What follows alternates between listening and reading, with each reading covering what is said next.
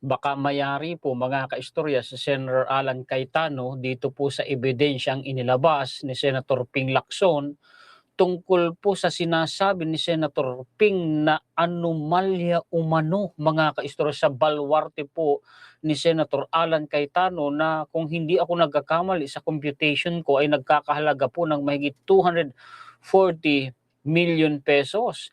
Ito po mga kaistorya ay tungkol sa isang reclamation project sa Laguna Lake po na sakop ng Taguig.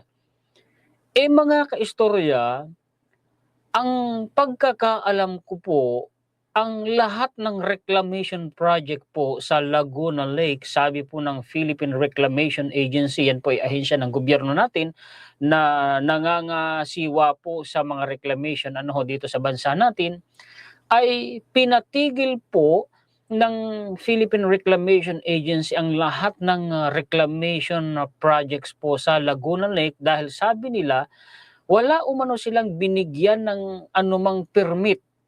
Kahit na sino, wala silang binigyan ng permit para sa reclamation project sa Laguna Lake. Kaya ang sabi ng PRA or Philippine Reclamation Agency, lahat ng reclamation project sa Laguna Lake ay illegal. Bakit sa balwarte ni Senator Alan may reclamation project?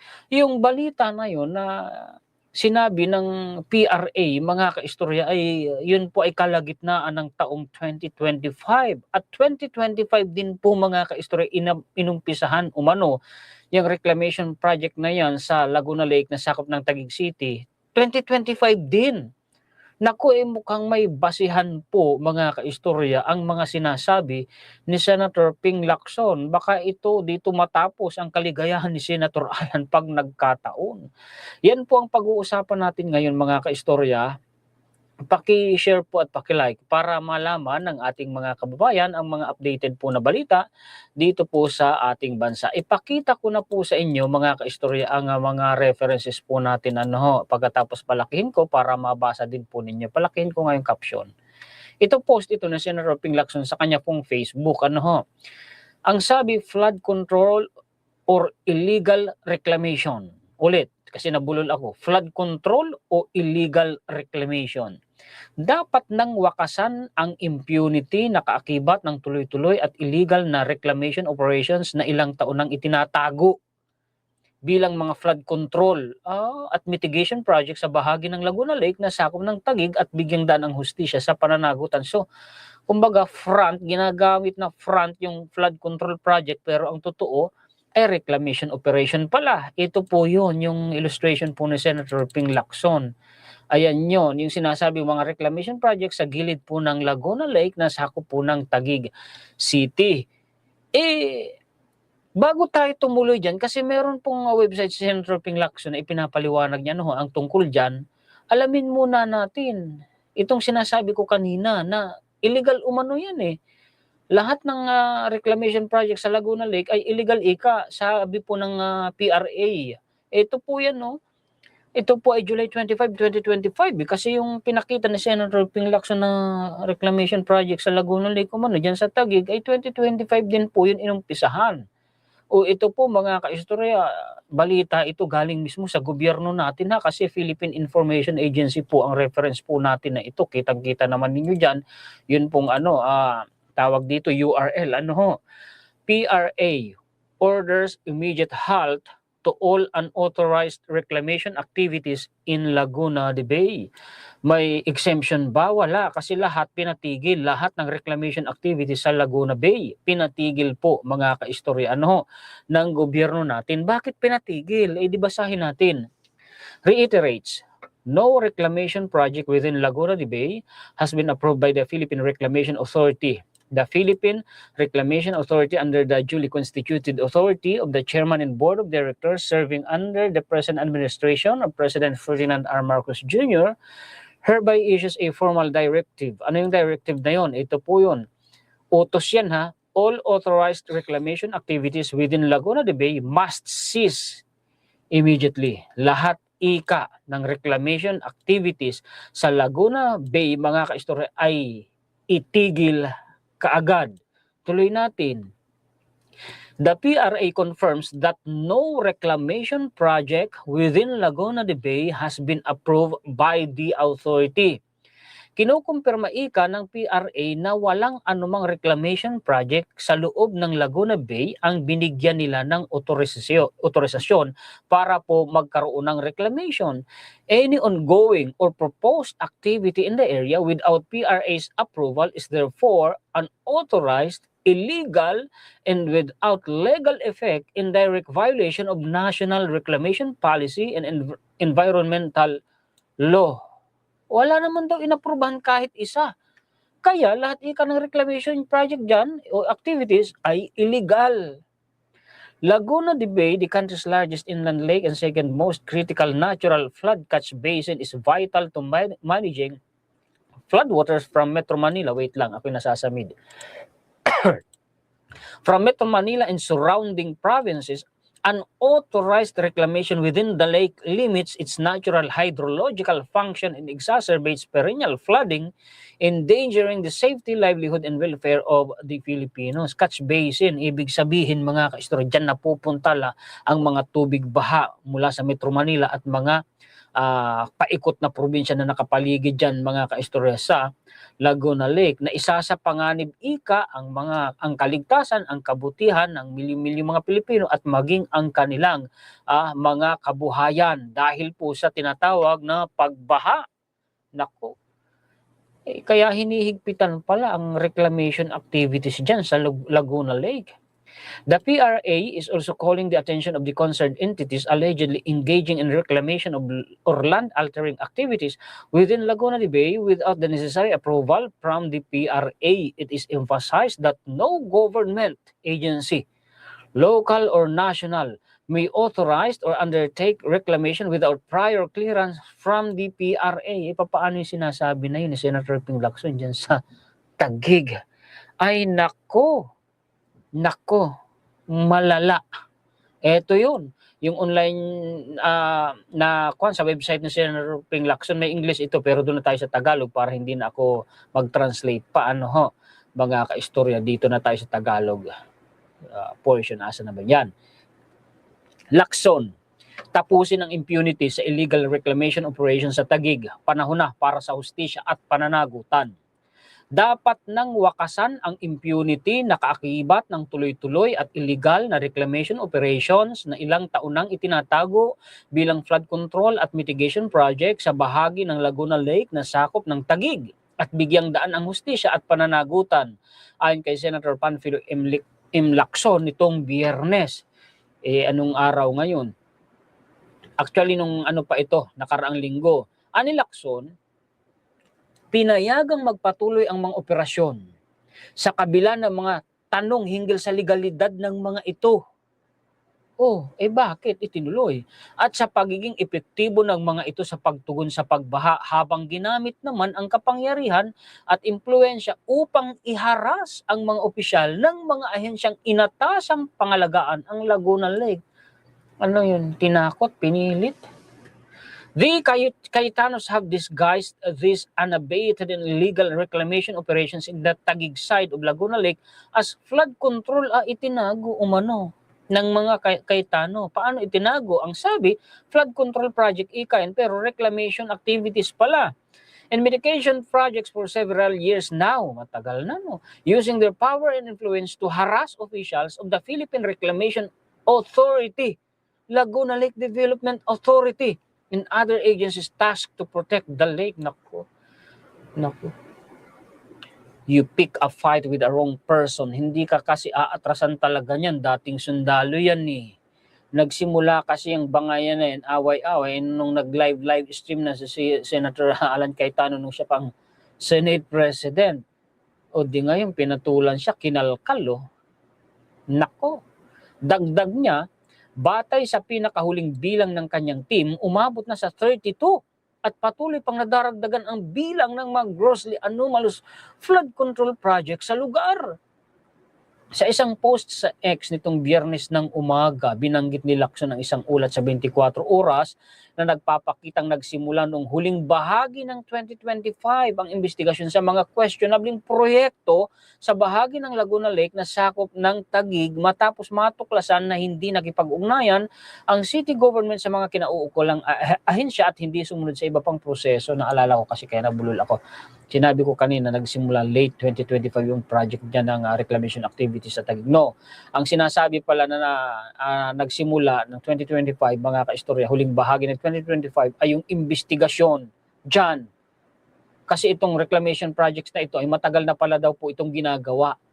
At hinaras, ito mabibigat yung mga akusasyon ni Senator Ping Lacson, At hinaras ni ex-Senate President Alan Peter Cayetano ang mga opisyal ng PRA habang isinasagawa ang investigasyon. Exposed impunity has its own limits. Maybe it's time for justice and accountability to take over, ani Lacson, na nakilala dahil sa kanyang advokasya laban sa korupsyon.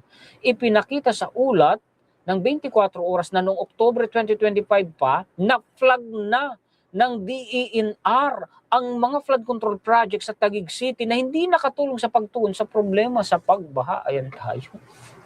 Ang bibigat nito.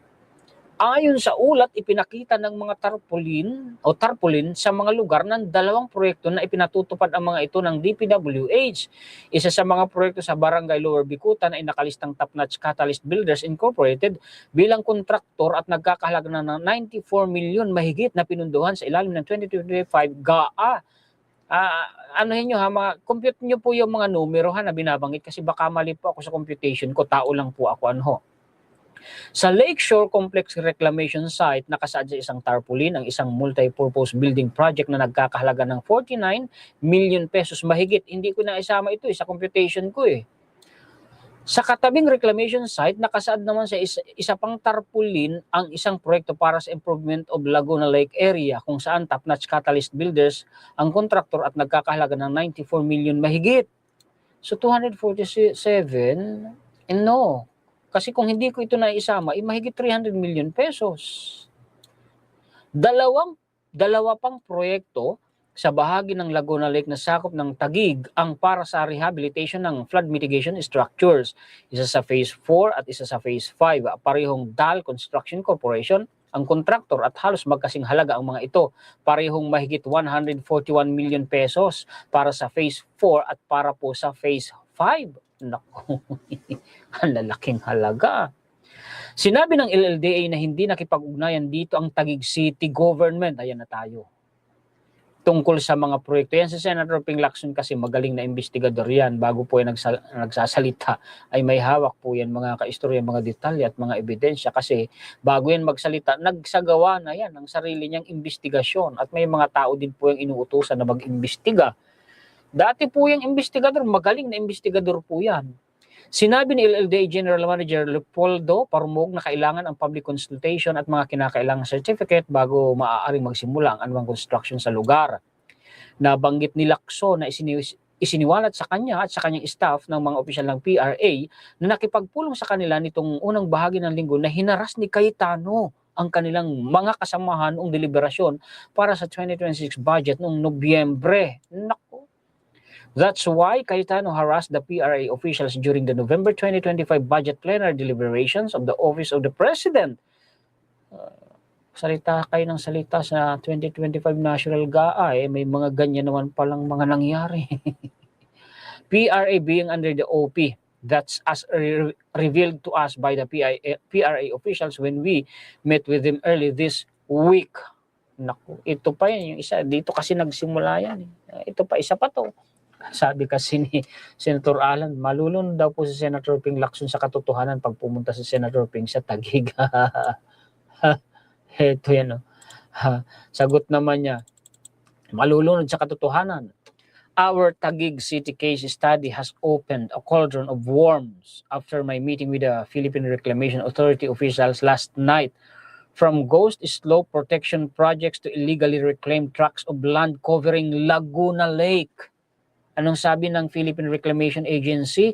Wala silang binigyan ng anumang permit o otorisasyon na magsagawa ang sinuman ng reclamation activities sa Laguna Lake. Kaya lahat, walang exemption, lahat ng reclamation activities sa Laguna Lake ay illegal. Sabi yung kanina dun sa balita po mga kaistorya nitong si Philippine Information Agency, itong una-una kong binasa sa inyo. Aside from the PRA and the Ombudsman, we will closely coordinate with the DPWH Central Office, LLDA, and other concerned agencies not only to jail the crooks. Desidido si Senator Ping na pakulong yung mga sangkot behind this grossly anomalous and patently illegal activities, but also forfeit the already reclaimed lakeshore areas in favor of the national government. Aray ko. Mayayari si Senator Alan dyan pag nagkataon. Ito, dagdag na balita na lang. Hindi ko na pa. Tungkol sa pagrecant o pagbawi po ng ilang sa mga Maleta boys ng kanila pong testimonya. Ito nga yan yung illustration ni Senator Ping. Basahin ko muna Pagbaliktad ng Maleta boys, nagdulot ng marami pang tanong. Dapat panagutin ang mga nasa likod ng kalituhan. Sa dami ng flopping statements nila, iba't ibang fora at venues, hindi na natin alam kung ano na ang totoo at hindi sa mga sinasabi nila at kung sino-sino sa kanilang nagsasabi ng totoo at hindi. Dapat ding tugisin at papanagutin sa batas ang mga nasa likod ng gulo at confusion na nilikha nila. I hope the authorities will track and make them answerable as well. Ito yan. Sa website niya punta tayo. Doon na tayo sa Tagalog syempre. Lacson, pag-recant ng Maleta boys, nagdulot ng marami pang tanong, so on and so forth. Hindi ko na ito pahayang ko na yan. Ito, lampasan na natin yan. Diin ni Lacson, napakaraming ng pabago-bagong pahayag ang Maleta boys sa iba't ibang fora. Binasa ko na rin kanina yan. First question that needs to be answered is, are these 4 part of outside of the 8 reported earlier to have submitted their sworn statements to the Ombudsman, which triggered the initiation of the preliminary investigations against former Speaker Martin Romualdez et al.? Higit sa lahat, iginiit ni Lacson na dapat tukoy ng mga otoridad ang nasa likod ng Maleta boys. Dapat ding tugisin, binasa ko na yung kanina. Binanggit niya ang napakalaking hamon sa logistics ng paglilipat ng 805 metriko tonelada ng perang nasa papel na salapi. Grabe yun. Gayon din ang 53.6 metriko tonelada talaga ng malalaking bakanteng maleta na paglalagyan ng ganung halaga bukod pa sa oras na kakailanganin upang maiproseso ang pera bago ito ihatid sa mga umano'y tatanggap. Ganon.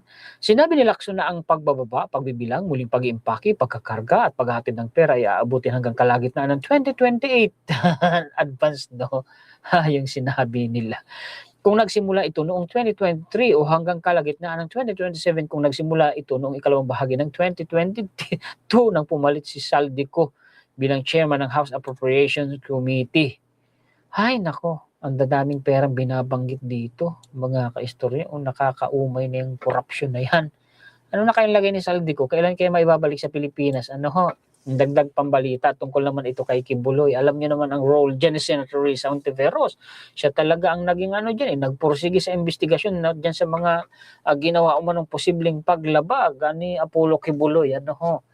Senator Risa Hontiveros na nawagang bilisan ang extradition kay Apollo Kibuloy sa Estados Unidos. Sige nga, basahin natin. Palakihin ko yung caption, yung text para mabasa din ninyo. Nanawagan si Senadora Risa Hontiveros sa Department of Justice na agarang isulong at pabilisin ang proseso ng extradition kay Kingdom of Jesus Christ founder Apollo Kibuloy sa Estados Unidos para harapin ang mga kasong isinampa laban sa kanya. Ayon kay Hontiveros, matagal nang dapat nanagot si Kibuloy sa mga sinasabing krimen na ginawa nito laban sa kababaihan at mga kabataan. Pinunto ng senadora na si Kibuloy ay inakusahan ng human trafficking ng mga kababaihan at kabataan mula sa iba't ibang panig ng mundo at nararapat lang na managot siya sa mga lugar kung saan naganap ang mga krimen. Bilang chairperson ng Senate Committee on Women, Children, Family Relations and Gender Equality, sinabi ni Hontiveros na personal niyang narinig sa kanilang mga pagdinig ang mga testimonya ng mga babaeng nagsabing sila ay naging biktima ni Kibuloy. Ayon pa sa mambabatas, ikinagagaan ng kanyang loob na hindi lang isa kundi dalawang jurisdiksyon na ang naghahangad na papanagutin si Kibuloy sa mga kasong may kaugnayan sa pang-aabuso sa kababaihan at kabataan. Binigyang diin din ni Hontiveros na wala nang dapat manatiling impluensya si Kibuloy sa Pilipinas dahil ang kanyang patuloy na presensya sa bansa ay nagbibigay aniya ng lakas ng loob sa kanyang mga taga-suporta na gipitin at takutin ang mga biktimang naglakas loob magsalita laban sa kanya. Bigat din ang problema ni Kibuloy, ano. Dagdag pambalita mga kaistorya. Oo, yung sa kanina, yung mga inabando ng ataola sa mga kalsada, bangketa sa Metro Manila. Natukoy na daw po eh. Mga nasangkot o sangkot sa inabando ng kabaong, natukoy na ng QCPD ang driver at sasakyang ginamit sa pagbaba ng isa sa mga iniwang kabaong sa Welcome Rotonda matapos ang follow-up operation. Welcome Rotonda, doon na yan sa may Espanya, di ba? Ayon sa driver, nirentahan ang kanyang Toyota Hiace habang ang mga helper na nagbaba ng mga kabaong ay tumanggap umano ng tig 1,000 piso at ang mga driver ay tag 8,000 piso. Sabi ko na, yung mobilization po niyan, may gagastusin pa yan. Binadgetan yan. Yung ataol pa lang, magkano na ang halaga ng isa niyan eh. Di ho ba? Eh, mga ano yun eh, galit daw po sa China eh. Galit din sa komunismo dito sa Pilipinas. Totoo daw pong may naghudas kay Senator, ito hindi ko ito nagawa ng content dahil during the time na pumutok ang mga balitang ito ay wala kaming internet eh. Walang net si Converge. 7 days ba naman, more or less. Kinukumpirma ko po na mayroong naghudas kay Senator Bato de la Rosa, sabi ni Harry Roque. Sige, play ko na lang. Sana hindi ako makapiright dito. Anyway, pasok naman yata sa fair use. Play natin. Ay, wala pala akong wait lang ha.